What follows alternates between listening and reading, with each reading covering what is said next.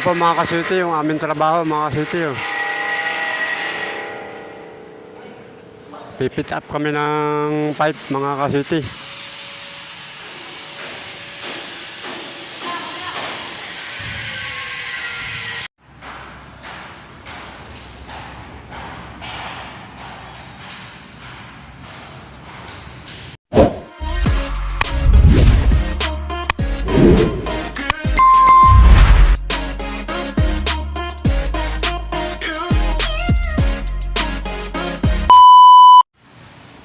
So ayan mga kaswerte, yung mga nakabit na namin mga kaswerte. Yung tubo na yan oh.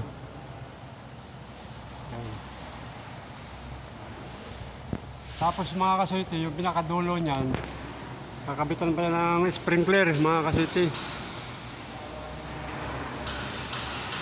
Yan, mahaba po yan mga kaswerte, hanggang doon pa yan, hanggang dulo.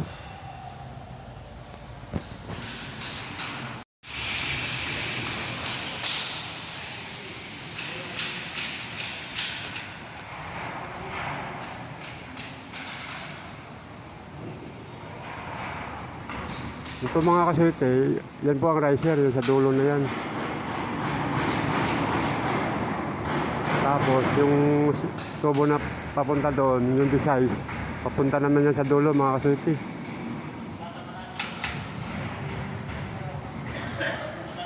Yan yung nakabit namin na gate valve mga kaswerte. Oh.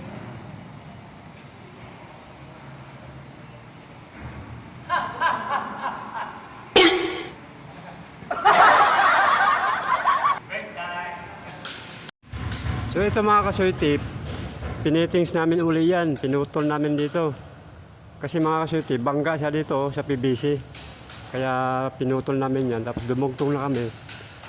Naka-offset po siya mga kaswerte. Yan. Bali dito mga kaswerte, magkakabit pa tayo. Papunta naman doon mga kaswerte. Nakita nyo yung dalawang tubo na yun? Doon po siya idudugtong mga kaswerte. Yan, hanggang dulo pa yan.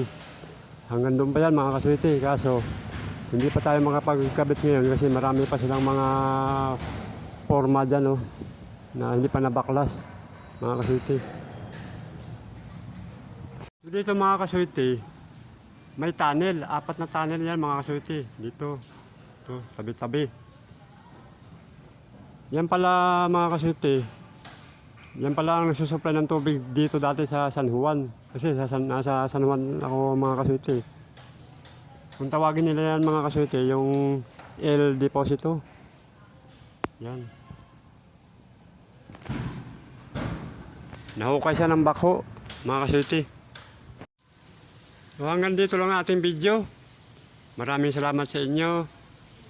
God bless sa inyong lahat.